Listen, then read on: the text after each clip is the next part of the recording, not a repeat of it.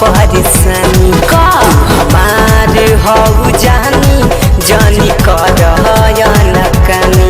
अरे तो शादी हो जाए तब ना रानी काका चाहनी मोरे बुझ परेशानी तू हमारे हऊ जानी जानी कर नकानी।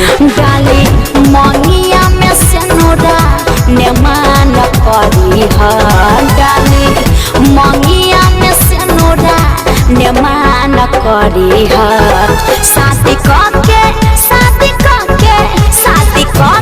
असर पूरा अरमान करी ह शादी करके असर पूरा अरमान करी ह।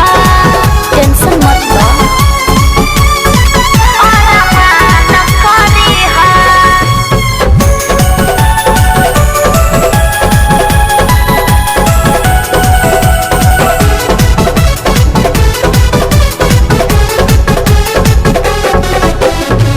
मने अभी बाटे रानी कर जनी माना गिलय सुगी हम डालतनी दाना।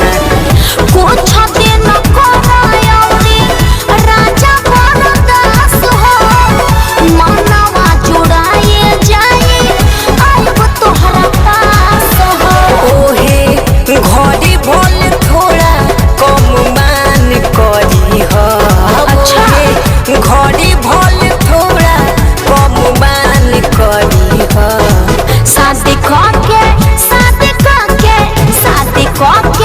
सारा पूरा अरमान कली ह शादी करके सारा पूरा अरमान कली ह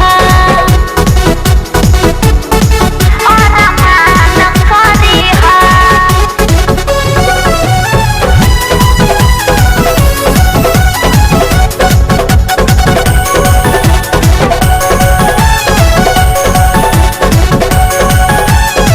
बारू तू हमारे औरी बानी हम तोहार हो करे में का दोष बाटे हमनी के प्यार हो।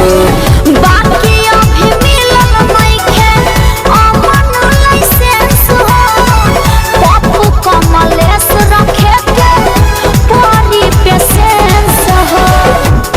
भले घरे चले खातिर जन